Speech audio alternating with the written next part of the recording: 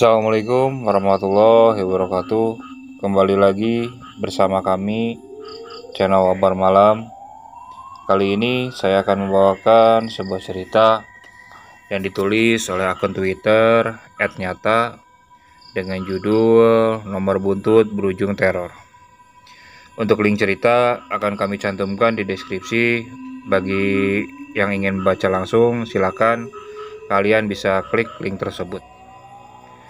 Oke, langsung aja ke ceritanya. Dua cangkir kopi panas bertemankan beberapa potong singkong goreng menjadi teman penghangat dua pemuda yang bersantai di pos ronda. Sebut saja nama mereka Wido dan Anggoro. Pemuda berumur 19 tahun, warga dusun Giri Sekar, salah satu dusun yang ada di Provinsi Jawa Timur. Keadaan malam itu terasa sepi. Kawanan sejabat sepertinya enggan untuk menyusul, mengingat gerimis tak kunjung berhenti. Hanya mereka berdua yang menjadi penghuni pos ronda. Habis ngopi, bubar Rok. Jenuh aku sepi begini, ucap Wido kepada Anggoro. Iya Wid, bocah-bocah kok pada betah ya di rumah. Padahal aku mau ngajak nyambet nih malam ini, balasnya menjawab perkataan tersebut. Nyambet? Nyambet apa, Rok? Nomor buntut, Wid. Hah? Jadi gini, Wid. Tadi aku main ke desa sebelah. Biasa, ngapelin bojoku. Gak sengaja aku dengar tetangga lagi ngomongin seseorang. Entah itu Diman atau Giman lah namanya. Aku lupa ya, antara itu aja. Nah, mereka itu lagi bicarain pria tersebut. Dia jadi kaya gara-gara nomor buntut. Tahu nggak nomor buntut? Tanya Anggoro ke arah Wido. Wido sejenak termenung sebelum dia kembali berbicara. Togel maksudmu? Tanyanya kembali ke Anggoro. Iya Wid, karena penasaran aku nanya sama pacarku. Nah, infonya itu si Lek Diman ini suka nyambet nomor buntut di tempat-tempat angker, jelas Anggoro sembari menatap Wido. Dan kamu Rok, jangan bilang kau mau ngajak aku nyambet nomor di beringin belakang kali. Ketus Wido memprediksi arah pembicaraan Anggoro. Anggoro terbahak karena semudah itu Wido bisa membaca pikirannya. Belum lagi tempat yang ingin didatangi dirinya memang pohon beringin yang ada di dusun mereka. Pohon yang dikenal warga Giri Sekar sebagai pohon keramat, sarang dari demit kuntilanak yang suka meneror warga. Ayo Wid, temenin aku. Besok kita kaya bareng, seru Anggoro kepada Wido dengan wajah sedikit memelas. Wido kembali terdiam. Matanya memandangi Anggoro. Ajakan tersebut sedikit mengusik jiwanya. 2 bulan lagi semesteran. Bapak pasti butuh biaya banyak. Belum lagi adik akan tamat SMA. Dan pastinya diharapkan untuk melanjut jenjang yang lebih tinggi, pikir Wido dalam hatinya. Bahaya Daro?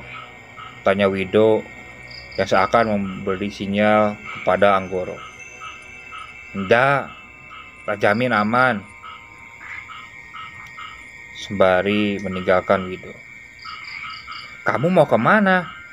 Teriak Wido kepada Anggoro karena terlihat terheran melihat Anggoro meninggalkan dirinya. Sebentar, aku mau pergi dulu. Tunggu di sini, jawab Anggoro. 10 menit berlalu. Anggoro kembali. Kali ini dia membawa sepeda motor miliknya ke pos ronda tersebut.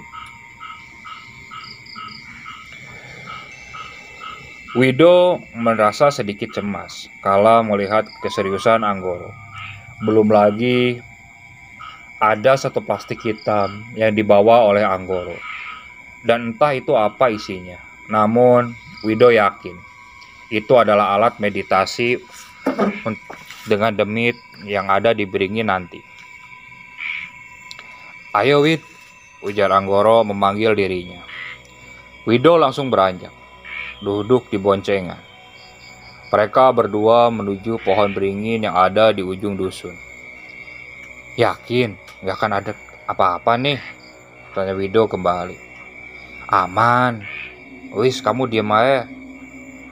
Nurut, besok pokoknya kita kaya raya," tegas perkataan Anggoro menjawab pertanyaan tersebut. Singkat cerita, mereka sampai di tempat beringin itu berada. Sejenak mereka berhenti mencari tempat aman untuk memarkir motor. Motor tersebut akhirnya diletakkan pada bagian semak ilalang. Sementara mereka berdua turun ke dalam telaga, menapaki jalan setapak guna menuju kali di bawah sana. 5 menit berjalan, Anggoro dan Wido tiba di depan pohon tersebut. Anggoro berhenti sejenak, sembari menawarkan rokok ke arah Wido. "Rokok dulu nih, biar kuat ngadepin itu demit," ujar Anggoro sesumbar, sembari membongkar bungkusan kresek hitam yang dari tadi dia bawa. Isi di dalam kresek itu merupakan gulungan kertas-kertas kecil yang ditulis oleh dirinya. Wido semakin menggelengkan kepala melihat isi lain dari kresek itu berupa bunga mawar dan melati.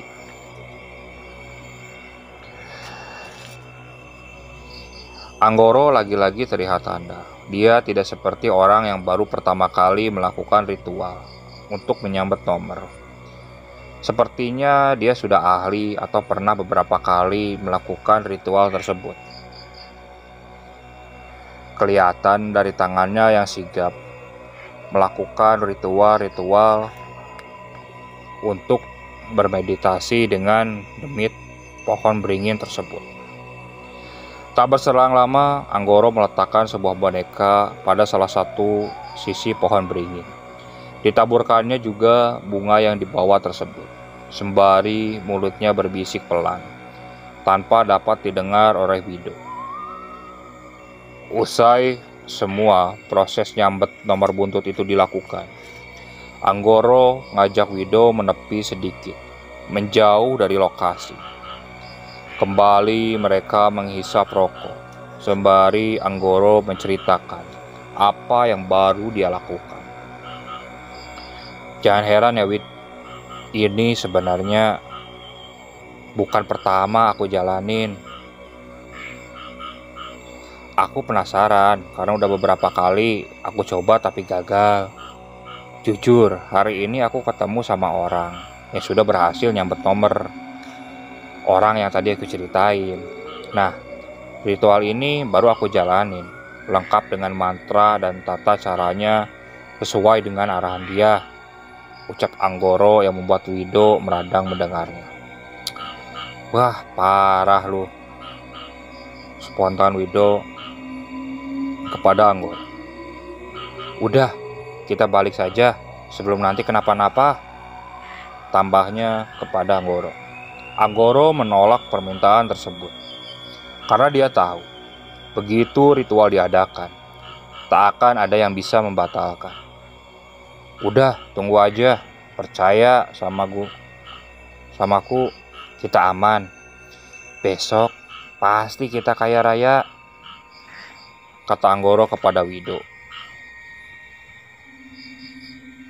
Namun Anggoro sedikit berbohong karena dia tidak memberitahukan bahwa harus ada upeti yang rutin dibayarkan kepada demit yang membantu mereka kelak.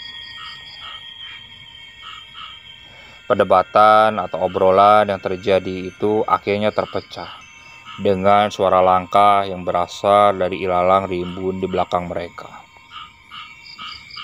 Suara itu jelas terdengar membuat mata mereka fokus, menatap ke arah ilalang yang bergoyang hebat.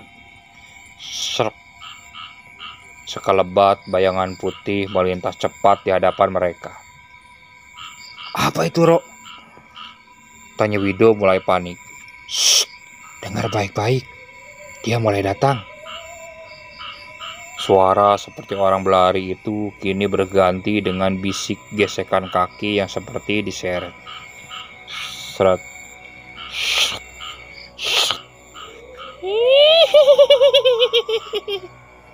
Tawa cekikikan menggema di tengah keningan malam.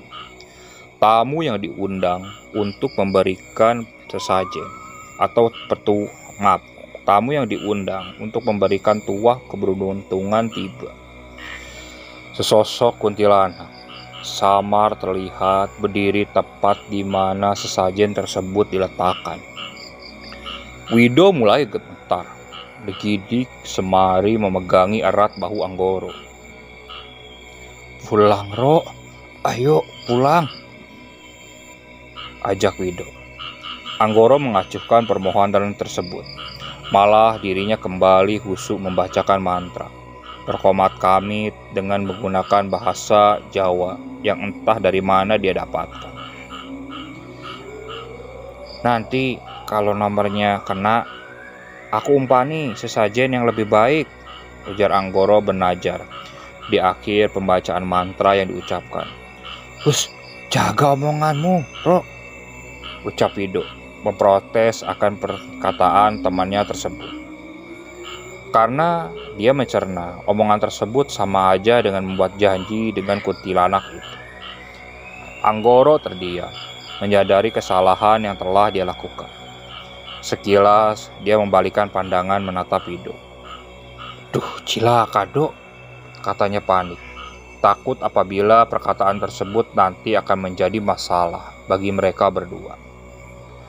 "Aduh, parah kamu, Ro," jawab Wido sedikit kesal akan kelakuan dirinya. Hanya sebentar, mata mereka berpaling dari sosok kuntilanak pohon beringin tersebut. Namun sosok kuntilanak tersebut telah menghilang. "Loh, kemana itu si Kunti, Wid?" "Gak tahu," jawab Wido ketus. Anggoro langsung beralih kecil meninggalkan Wido, kepalang tangguh, dan memang saat itu Wido yang sudah ketakutan menyusul langkah Anggoro kembali menuju pohon beringin tersebut. Anggoro langsung memutar sesajen yang diletakkannya di sana. Tampak 3 gulungan kertas bercecer keluar dari boneka pocong yang dia bawa. Wajahnya tersenyum. Dia sumringah menatap gulungan tersebut. Tangannya cepat memungut 3 gulungan kertas kecil itu. 3, 4, 2, Wid. Ini besok bisa bikin kita kaya, Wid. Kita pasang, Wid. Pungkasnya kepada Wido. Wido sudah tidak menggubris perkataan Anggoro. Dia hanya ingin segera beranjak dari sana dan segera mengakhiri cerita nyambat sesat ini. "Ayo cepat pulang," pintanya kembali kepada Anggoro. "Iya, ayo," balas Anggoro sembari memungut kembali boneka pocong tersebut. Wido sempat menanya untuk apa dirinya kembali membawa boneka tersebut. Karena dia khawatir apa yang mereka lakukan malam ini akan diulangi kembali oleh Anggoro di kemudian hari. "Gini, Wid, aku sih takutnya ada orang lihat kalau tetap disimpan di sini nih boneka. Terus jadi berita kampung, gimana? Bisa heboh kan nanti? Tahu sendiri, orang kita kan gak suka sama yang begini-ginian," kata Anggoro coba menjelaskan tentang apa yang dia lakukan. Selesai membersihkan tempat itu, mereka berdua menuju ke tempat di mana mereka meninggalkan sepeda motor. Dan sesaat setelah mereka berpaling, mulailah melangkah kembali. Suara cekikikan kembali terdengar di kuping mereka. bersamaan kembali memutar badan mereka menatap ke arah beringin tersebut. Dan sesaat ketika mata mereka menghadap pohon tersebut, sesuatu melintas cepat, tepat di atas kepala mereka, yang membuat keduanya langsung telungkup, duduk terkaget. Kuntilanak itu ada di depan mereka. Kembali demi tersebut tertawa.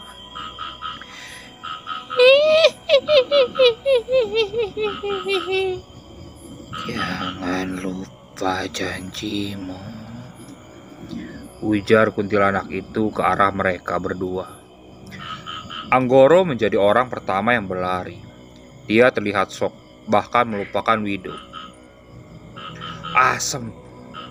teriak Wido menerabas jalan. Anggoro meninggalkan Wido yang masih terduduk.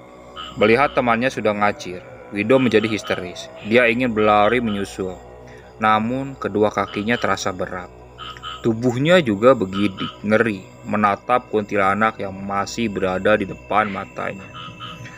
"Astagfirullah, astagfirullah," lisannya terus beristighfar sebelum dia kembali berdiri dan berlari melebihi dari apa yang dia bayangkan. Kakinya seperti sudah mati rasa. Beberapa kali dia terjatuh dan menghantam batu serta batang pohon, namun tidak membuat dirinya lelah. Dia terus berlari mengejar Anggoro. Wido tiba di tepi jalan. Keringat deras mengucur membasahi baju yang dia kenakan. Belum lagi wajahnya sangat pucat, yang bisa menjadi gambaran betapa takutnya dia malam itu.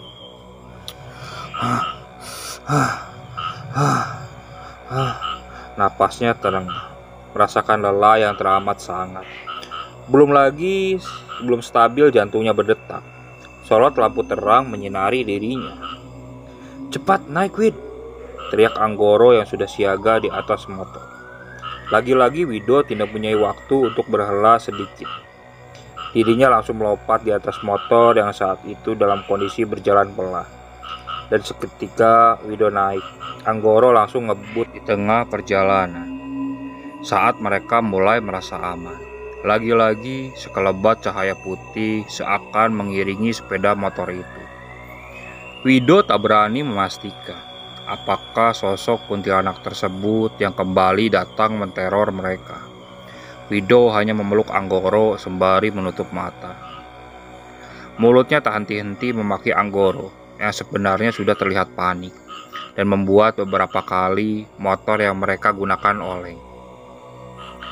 Keadaan mulai aman ketika mereka mulai memasuki kawasan pemukiman. Keduanya yang masih terdiam dalam ketakutan tak lama berselang. Mereka sampai di pos ronda tempat mereka pertama berkumpul. Wido langsung meraih segelas kopi dingin milik mereka yang masih ada di pos itu.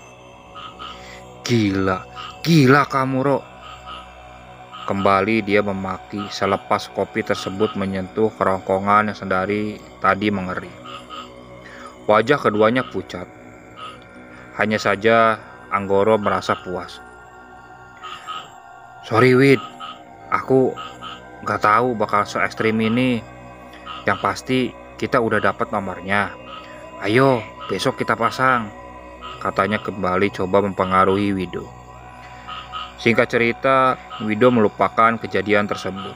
Lagi-lagi karena kepalang tanggung dan iming-iming nomor tersebut gitu yang pastinya akan menghasilkan pundi-pundi rejeki. Dirinya malah turut serta mengecek dan membolak-balikan setiap urut angka tersebut. "Udah semua, Wid," katanya Anggoro memastikan tak ada nomor yang terlewat. "Iya, senomornya 500, kurang lebih 15.000 kalau kita pasang semua," kata Wido menjelaskan. "Jangan 500, 1.000 aja semuanya, biar jos," bantah Anggoro yang memang ingin cepat mendapatkan hasil yang maksimal. Esok harinya Anggoro datang kembali menjemput Wido di rumahnya. Hanya sebentar bersinggah, keduanya langsung pergi menuju kampung sebelah. mereka menemui seseorang yang berprofesi sebagai agen judi togel bernama Mang Kojor. Setiba di sana, Anggoro langsung memberikan secari kertas hasil rekapan mereka tadi malam. "Mang, tolong dipasang kali 2000 semuanya," ucapnya pada Mang Kojor. Mang Kojor cekatan menyalin rekapan tersebut di satu buku berkarbon. Mulutnya tampak berbisik tentang jumlah yang harus dibayar oleh Anggoro. 60.000 mas, ucapnya. Langsung dijawab oleh Anggoro dengan memberikan uang senilai tersebut. "Rok, kok jadi masang banyak?" tanya Wido protes. "Iya, nanggung Wid. Anggap aja sisanya aku pasang sendiri," ujar Anggoro yang sedikit membuat Wido merasa jengkel. Karena otomatis, bila nomor nanti kena, Anggoro akan mendapatkan jatah yang jauh lebih besar. Sembari menunggu jam 5 sore, jam di mana nomor undian keluar, mereka singgah ke rumah Lydia, pacar dari Anggoro. Di sana juga Anggoro kembali menceritakan kisah warga yang dicap sebagai penyambat nomor buntut tersebut. "Nah, itu rumahnya Wid. Kerjanya cuma nyambet nomor, enak kan?" ucap Anggoro sembari menunjuk salah satu rumah besar di daerah tersebut.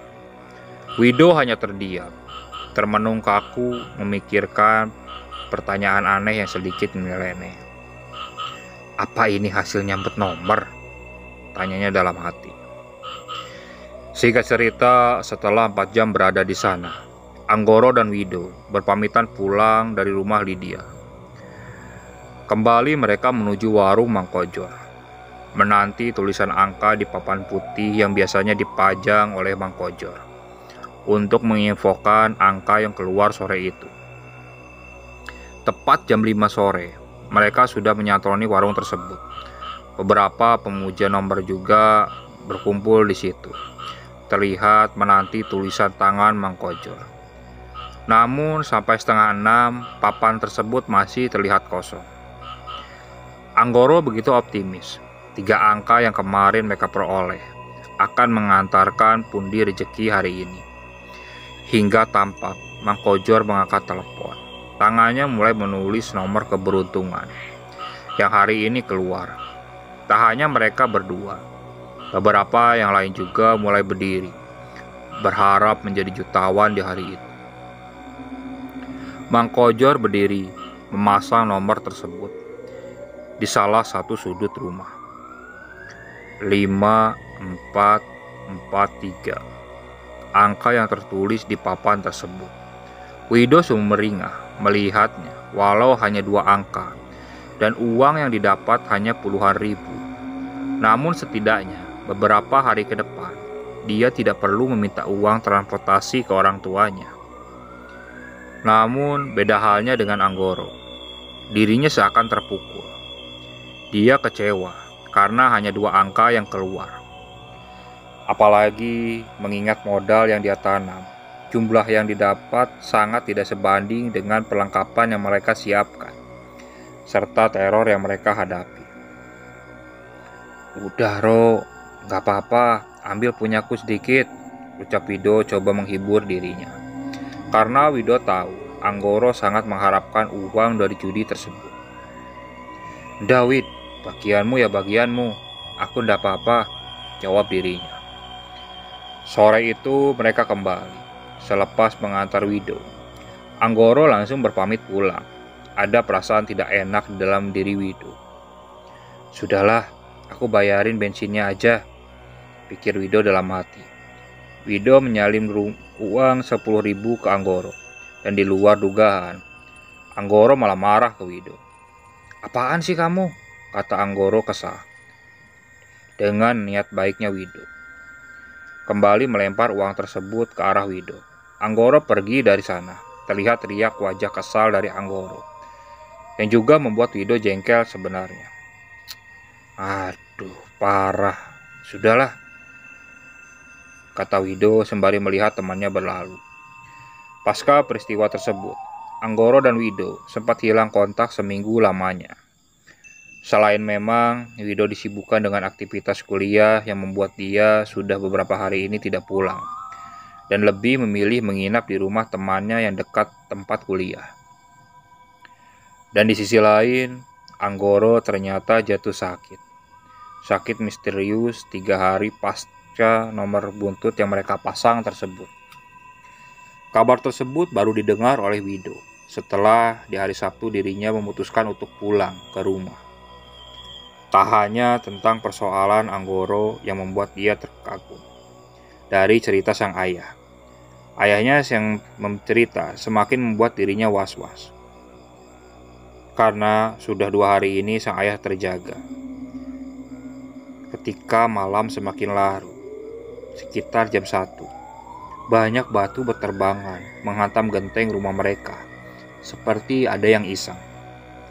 "Kamu tak buat masalah kan sama orang lain?" tanya ayahnya kepada Wido. Dia curiga ada pemuda yang mungkin sedang bermasalah dengan putranya tersebut. "Ya endah lah Pak," tegas Wido menjawab, karena pada saat itu dia masih beranggapan memang ada orang yang sedang iseng kepada keluarga. Tak ada sedikit pun pikiran Wido bahwasanya uang yang hanya beberapa puluh ribu tersebut ternyata menjadi awal teror mengerikan yang tak hanya mengganggu dirinya dan Anggoro, tapi sampai kepada keluarga mereka juga.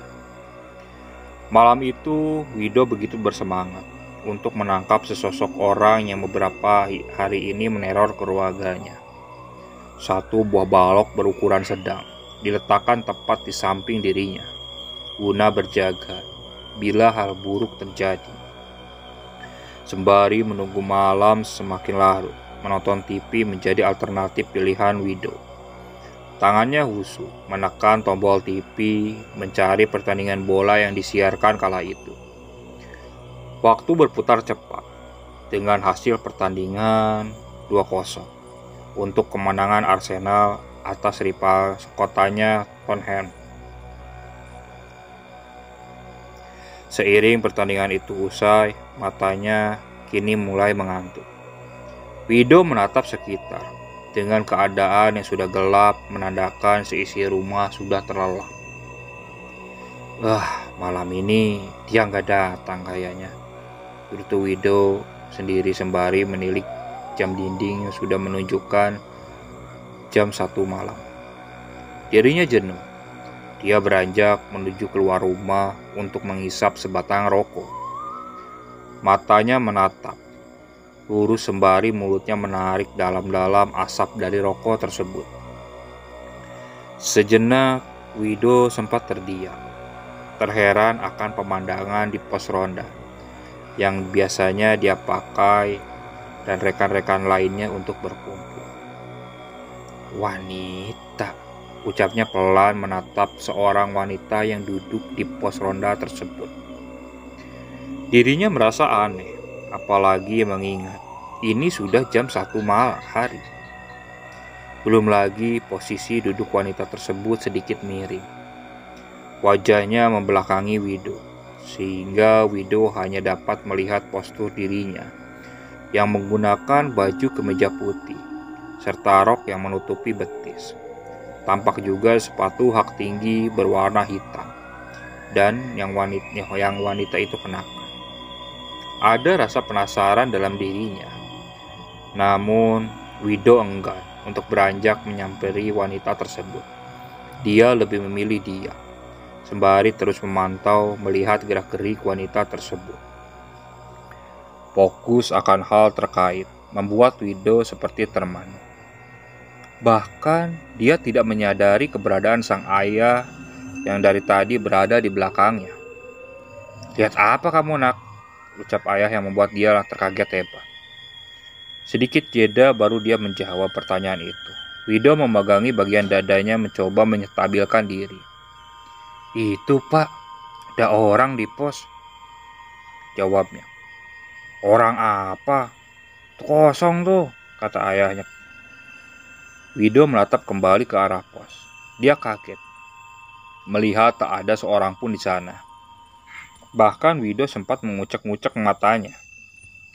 berjalan beberapa langkah untuk memastikan sosok tersebut, di mana keadaan kosong tak ada siapapun di sana. "Tadi di sana loh, orangnya Pak," jelas Wido kembali menunjuk ke arah pos. "Kok nggak ada ya Pak?" Kembali Wido berkata, seakan tidak percaya dengan apa yang terjadi. Wido membalikkan badan dan kembali terheran. Pak, teriaknya mencari keberadaan sang ayah. Hanya sebentar saja dirinya berpaling. Sang ayah sudah tak ada di sana. Seketika itu dirinya mulai bergidik. Bulu tekuknya merinding. Dan tak, tak, tak. Suara gemuruh keras terdengar. Wido berlari, berpikir hujan badai tiba-tiba turun. Sampainya di teras, matanya kembali menilik sekitar. Kering. Tak ada setetes hujan pun yang turun. Wido sadar, suara itu berasal dari genting rumahnya.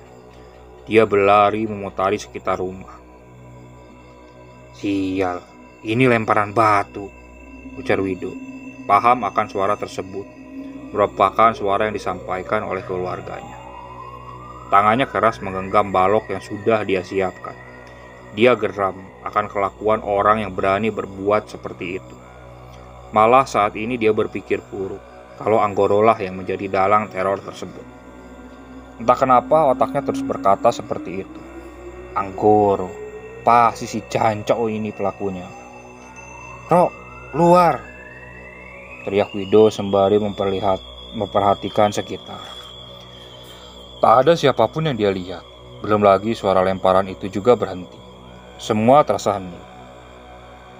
Bahkan suara jangkrik malam yang biasanya menghiasi suasana desa seakan enggan untuk bersenandung. 3 kali Wido berkeliling rumah, mencari tanda keberadaan pelaku, hingga langkahnya kembali ke teras rumah. Namun, lagi-lagi dirinya tak menemukan siapapun. Tak, tak, tak. Suara tersebut kembali riuh, menghujani genting rumahnya. Wido menjadi panik. Belum lagi untuk suara sebising itu tak ada orang ataupun anggota keluarga yang terbangun. Sempat dia mencoba membangunkan kakak lelakinya, bahkan menggedor kamar kedua orang tuanya. Tak ada hasil yang dia dapat. Terlebih kakak lelakinya Wido, sekeras dia memanggil sampai mengguncang tubuh saudaranya, tetap saja tak menyadarkan mereka. Seakan mereka semua tersirap. Larutnya malam dan seakan tak dapat mendengar panggilan dari Wido. Dengan terpaksa dan berat hati, Wido berlari kembali ke arah depan untuk keperluan yang sama, menangkap pelaku teror gila tersebut. Kembali dia mengelilingi rumah dan tetap tak menemukan seseorang pun. Untuk kedua kalinya suara itu berhenti. Kali ini Wido tak langsung masuk ke arah rumah, tapi dia menuju ke arah pos, menatap rumahnya dari sana. Baru saja dirinya menempel di balai pos, matanya terbelalak, menyaksikan hujan batu kerikil jatuh menghujani rumahnya. Layaknya hujan, batu itu seakan jatuh dari langit. Wido berdiri di depan pos ronda, menatap hujan batu tersebut.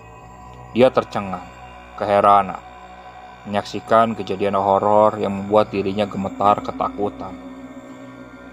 "Ih, Mas," ucap lirih seorang wanita yang kembali membuat dia terkejut. Tulang tubuhnya terasa lebur, membuat dia terjongkok lemas dengan wajah pusat pasi. Kamu?" katanya terbata, menjawab panggilan dari seorang yang tiba-tiba ada di pos ronda tersebut. Sosok tersebut merupakan wanita yang tadi dilihat dirinya berada di situ. "Iya, Mas. Tadi kamu ngapain liatin aku mulu di depan rumah?" tanya wanita itu membuat Wido heran. Apakah sendari tadi wanita ini sebenarnya mengetahui keberadaan dirinya? Kamu siapa? Potong Wido enggan masuk ke dalam pembicaraan wanita tersebut. Ih, kamu mah kalau butuh saja nyari aku, jawabnya. Wido terdiam. Wanita itu sungguh cantik. Tapi wanita apa yang berkeliaran di jam segini? Selain wanita nakal. Atau kamu siapa?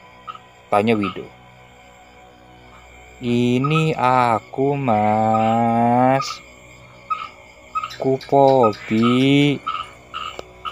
Kupopi? Iya, Mas. Kupopi. Kuntilanak pohon beringin. Ucap sosok tersebut menyeringai. Wajahnya cantik itu berubah memburuk. Borok tampak penuh dengan nanah di sekujur wajahnya. Wido terdiam, menatap sosok kuntilanak tersebut. Mulutnya seperti terkancing, tak dapat bergerak. Sekalipun dia sudah merasa teriak dengan keras, tapi tetap saja suara itu sepertinya tertahan di dalam kerongkongannya. Kembali kuntilanak itu menyeringai. Aku datang menagih janji, Mas, ujar demi tersebut. Perkataan itu menjadi hal terakhir yang diingat Wido. Wido langsung pingsan di keningan malam, tepat di samping pos ronda.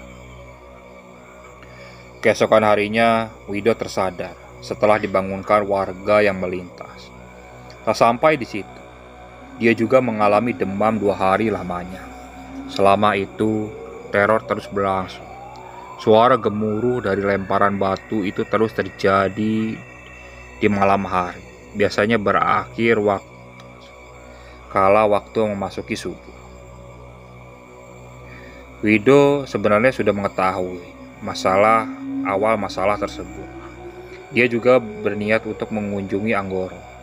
Namun apa daya, tubuhnya drop dan tak mungkin beranjak dari ranjang. Terlebih kala dia menelepon Anggoro, sesuatu yang lebih mengerikan justru merundung temannya tersebut. Anggoro malah dirawat di rumah sakit karena patah kakinya. Akibat motor yang dikendarainya terjun bebas ke telaga, tempat mereka menyambet nomor. Begitulah info dari ayahnya yang mengangkat HP milik Anggoro.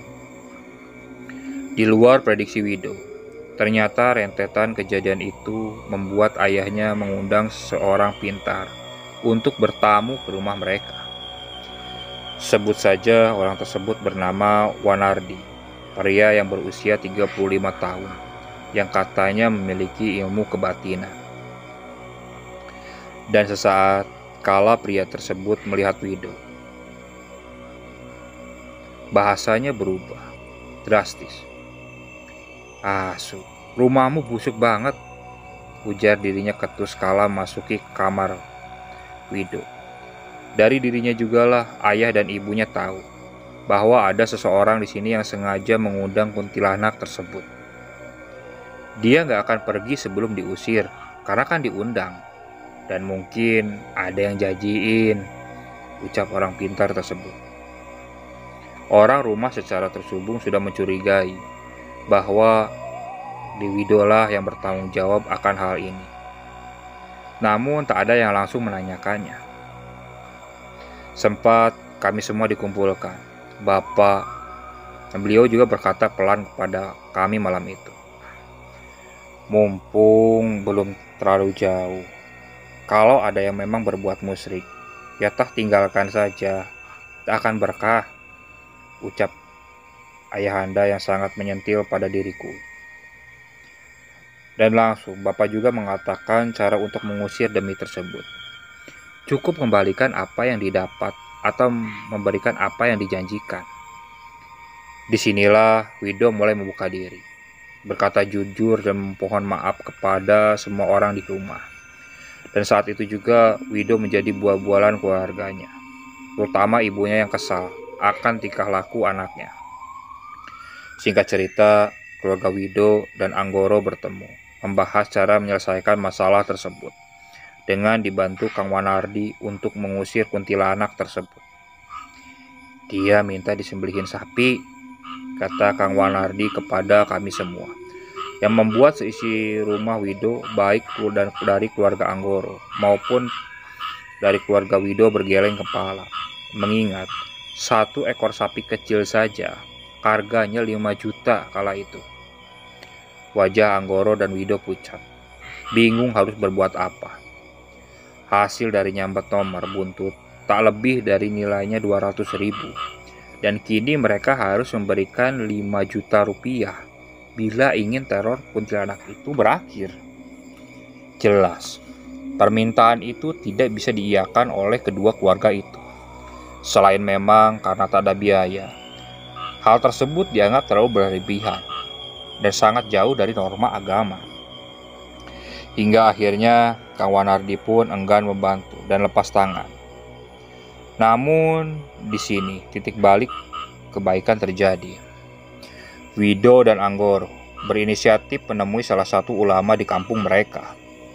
Segala perkara diceritakan jujur kepada Ustadz Agung, yang membuat dirinya tertawa terpintal. Geli akan kelakuan anak zaman sekarang.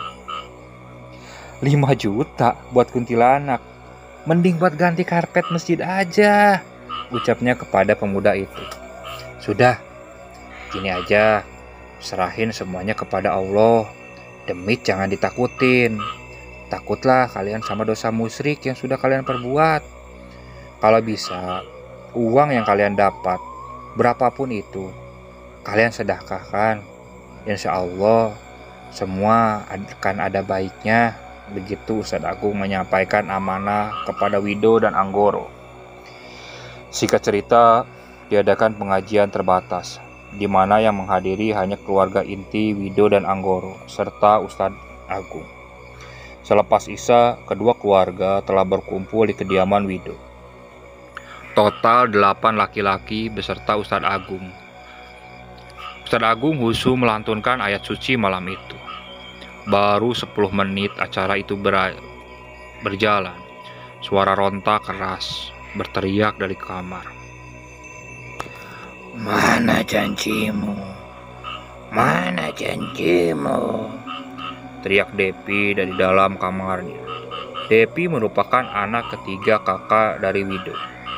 Keadaan itu jujur membuat panik orang yang ada di rumah, terutama Wido dan Anggoro. Mereka enggan menuruti perintah Ustadz Agung guna membantu memegangi Mbak Dewi, karena di hadapan mereka itu nampak wujud asli menyerupai dedemit kuntilanak tersebut.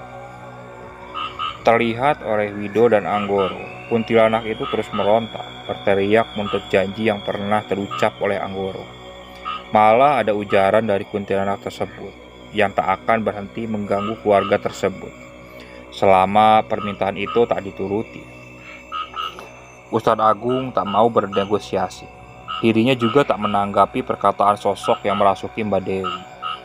Dirinya tetap berusaha khusyuk melantunkan ayat suci, dan seketika dia melemparkan tasbih ke arah Mbak Dewi, yang membuat Mbak Dewi lemas dan terjatuh.